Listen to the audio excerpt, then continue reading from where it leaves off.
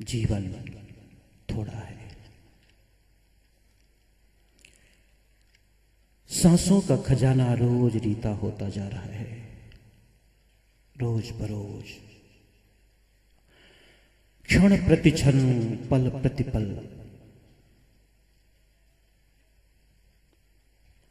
बीत जाने वाला हर पल मृत्यु के करीब होने की खबर देता है। आने वाला हर पल मृत्यु के समीप होने का समाचार देता है। क्या है युक्ति, क्या है उपाय कि इन सांसों का मोल हो जाए, कीमत हो जाए, ये सांसें मूल्यवान बन जावे? क्या है वो साधन, क्या है वो युक्ति?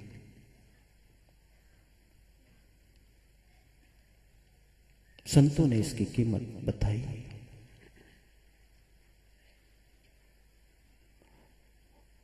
संतों ने इसका उपाय बताया कि सांस सांस में नाम ले, वृथा सांस मत खोए, न जाने यह सांस का आवा होए न होए।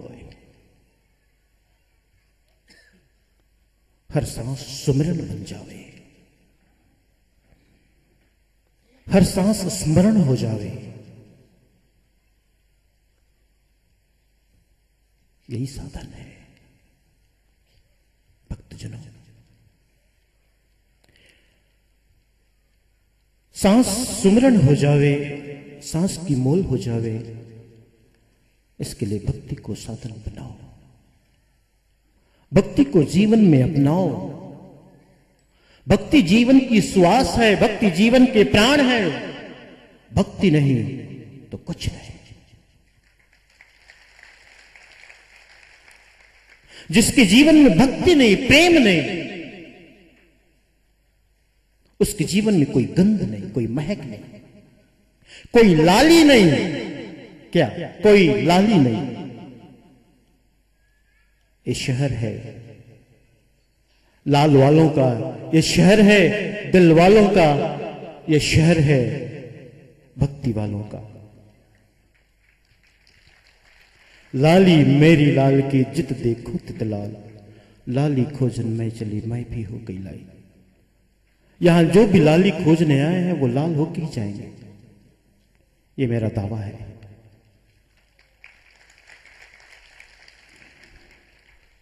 जीवन में भक्ति को अपनाओ, प्रेम को अपनाओ।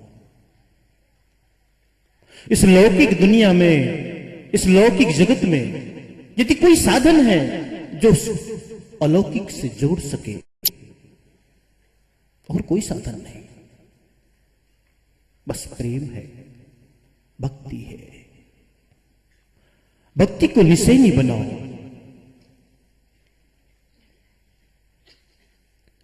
गुरु धनी धर्मदास साहब का यह अनुभव हम सबका अनुभव बन सकता है।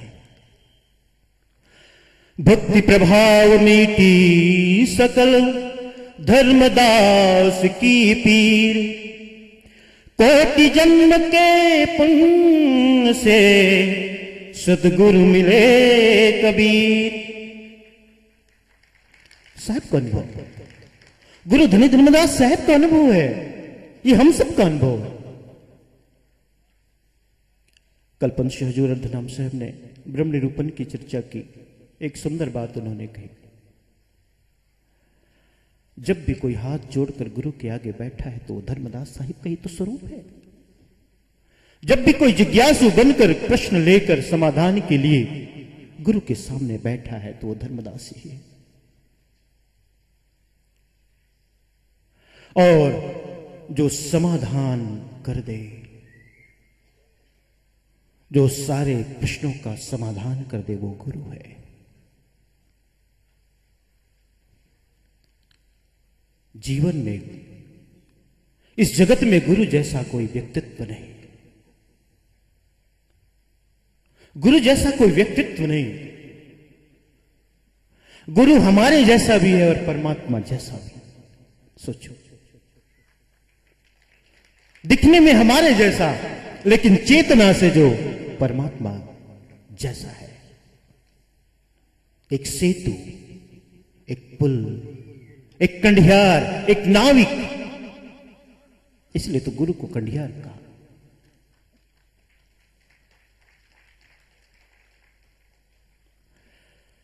गुरु वो व्यक्तित्व है जहां जाने के बाद जीव का के प्रश्नों का समाधान हो जावे।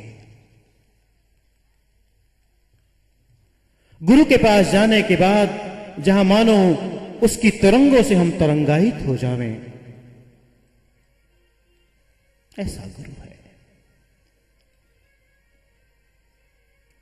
एक बात साहब और कह रहे थे, शास्त्रों की अपनी ठीक है, शास्त्रों की महिमा है, इसमें कोई शक नहीं।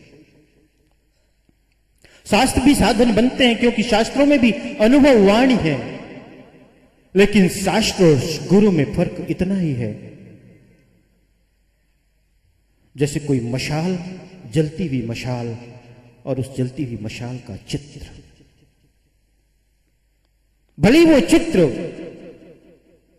भले वो इमेज, भले वो फोटो उसी मसाल की है, लेकिन चित्र में वो शक्ति नहीं किसी को जलाने की। उस चित्र में वो आंच नहीं, वो गर्मी नहीं।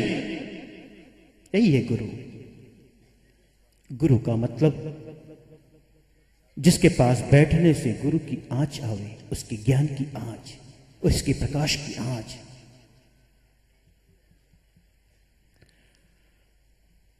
जो प्रकाश से भर दे, जो अंधेरा को मिटा दे, ऐसा सदगुरु। इसलिए जीवन में गुरु का मिलना एक अद्भुत घटना है, और घटना नहीं, ये सौभाग्य है। जिसके जीवन में गुरु का प्रवेश हो गया, समझ लो उसका सौभाग्य जग गया। सौभाग्य की बात है।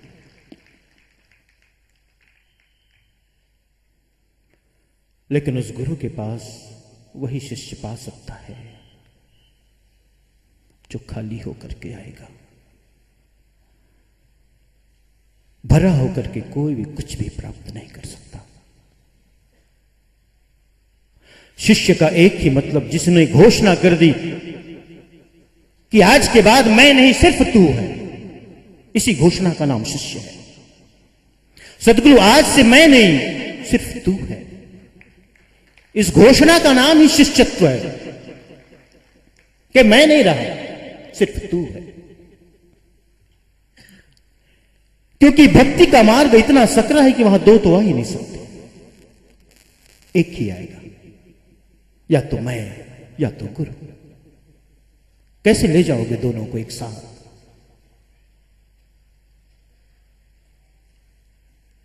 शिष्यत्व का मतलब है कि जिन्होंने कह दिया आज से साहेब अब मैं नहीं रहा, अब मैं मनमुखी नहीं हुआ रहा, अब गुरुमुखी हो गया, मैंने जीवन की बागडोर आपके चरणों में समर्पित कर दी। इस घोषणा का नाम है शिष्यत्व। इसलिए बड़े हिम्मत की बात है, साहस की बात है, क्योंकि खुले आकाश में उड़ना साहस की बात है, हिम्मत की बात। साहब कहते हैं इसलिए, कामी क्रोधी लालची इनसे भक्ति न होए, भक्ति करे कोई सूरमा जाति परम कुल खोए। ये तो शूरमाओं का काम है। भक्ति के मार्ग में तो सीने पे घाव खाना होता है, पीठ पे नहीं। शूरमाओं का काम है भक्ति, जो सब कुछ जलाने को राजी हो जाए। साहब क्या कहते हैं कि जो घर जा रहे आप ना चले हमारे साथ। कोई है घर को जलाने के लिए तैयार? भक्ति में सब जलाना होता है। जो हंकार करे कुल का, वर्ण का, धन का, पद का, प्रतिष्ठा का, वो भक्ति का अधिकारी नहीं हो सकता। संपूर्ण समर्पण का नाम है भक्ति, संपूर्ण समर्पण। ये नारियल तो इसीलिए भेंट करते हो आप कि हे सदगुरु, ये शीश के रूप में नारियल तुम्हारे चरणों में। बहु बंधन से बांधिया एक बेचारा जीव, अपने बल छूटे नहीं कीर छुड़ोगे पीव। गुरु के सामने अपनी दीनता, अपनी हीनता को प्रकट करो कि सदगुरु बहु बंधन से बांधिया, अनेक पूर्वाग्रहों से, सिद्धांतों से, मर्यादाओं से मैं बंधा, मैं उलझा। कोशिश तो करता हूं, मन तो करता है इन बंधनों को तोड़ूं, सबको छोड़ूं, लेकिन मन बड़ा निर्बल है, कमजोर है।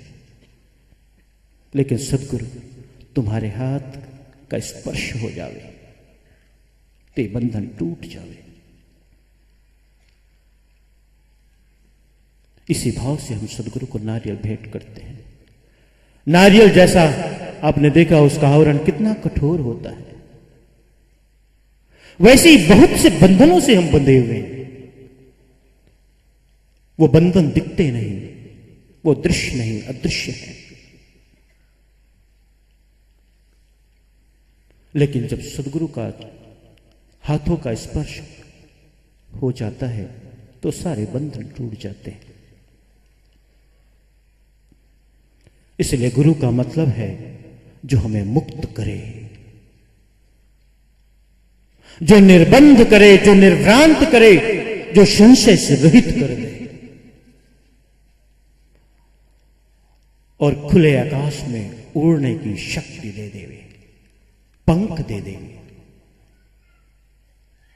क्योंकि हमारा स्वभाव ही है स्वतंत्रता, हमारा स्वभाव ही है मुक्त दशा। बंधन तो आभास है, यह आभासिक सत्य है। शाश्वत और सनातन तो यही है कि हम निर्बंध हैं, हम मुक्त हैं, हम स्वतंत्र हैं। इस आभासिक सत्य को तोड़ने वाला सदगुरु अपनी वाणी की चोट से भक्तजनों और उसी सदगुरु की शरण गहने के लिए, चरण गण गहने के लिए जरूरी है कि हम गुरु के चरणों में खुद को समर्पित करते हैं। मेरा मुझ में कुछ नहीं, जो कुछ है सो तोड़, और तेरा तुझको सौंप कर क्या लागत है मोर। संपूर्ण समर्पण। कुछ भी बचाया तो काम नहीं आएगा। संपूर्ण रूप से सदगुरु, मैं मिट्टी का मानो लौंदा हूं, मिट्टी का लौंदा। मैं कोई शर्त नहीं रखता, कोई दावा नहीं रखता कि तुम मुझे क्या बनाओगे। तेरी मर्जी, मुझ में जो योग्यता दिखी वो बना दे। मैं कोई दावा करने वाला कौन? मैं तो उस स्वर्ण की तरह, सोने की तरह हूं। अगर मुझ में लगता है कि कोई योग्यता है तो कुछ बना दे, लेकिन कोई दावा नहीं, कोई शर्त नहीं कि क्या बनाओ। ऐसा समर्पण चाहिए, तभी बात बन सकती है भक्तजनों। और यही समर्पण, यही भक्ति सिखाई थी हमारे परम पूज्य गुरुदेव पंत श्री हजूर उदित नाम साहिब ने। पूज्य गुरुदेव पंत श्री हजूर उदित नाम साहिब ने यही भक्ति सिखाई थी जो आज आप में वो भक्ति दिखाई पड़ती है। उस महामानव, उस महान विभूति को हम आज नमन करते हैं।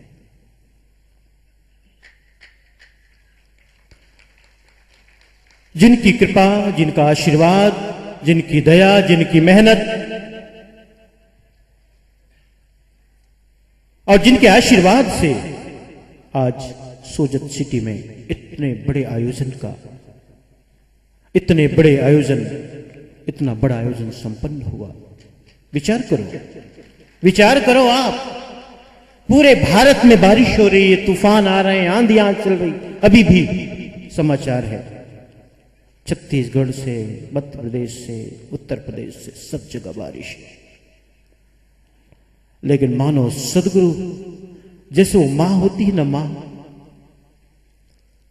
मां अपने बालक को, अपने शिशु को जैसे अंक से भर के समेट लेती है, उसकी रक्षा करती है, ऐसे सदगुरु जैसे अपनी कृपा से, अपनी छत्र छाया से सोजत सिटी को इतना समेटा हुआ है कि सबसे दूर, सबसे बचा हुआ। बड़ी कृपा है, ये अद्भुत है, ये उनकी कृपा का साक्षात प्रमाण है। प्रमाण, सारी जगह बारिश हो रही है, यहां से 20 किलोमीटर 50 किलोमीटर जाओ तब भी बारिश हो रही, कहीं ओले पड़ रहे हैं, लेकिन यहां शांति है, अद्भुत शांति। इस सदगुरु की कृपा है सदगुरु, यही कृपा बनाई रखना। मैं अपने आचार्य गुरुजनों से ही आशीर्वाद मांगता हूं हम सब के लिए कि कृपा निरंतर बनाए रखना, ताकि एक शुभ संकल्प पूर्ण हो जावे। इन्हीं शब्दों के साथ वाणी को विश्राम। बोलिए सदगुरु कबीर साहेब की, जरा जोर से बुलाओ। सदगुरु कबीर साहेब की, गुरु धनी धर्मदास साहेब की, गुरु धनी धर्मदास साहेब की, चार गुरु वंश 42 की, पंच हजूर गंधमणि नाम साहेब की, पंच हजूर प्रकाशमणि नाम साहेब की, पंच हजूर उदित नाम साहेब की, पंच हजूर मुकुंदमणि नाम साहेब की, पंच हजूर अर्ध नाम साहेब की,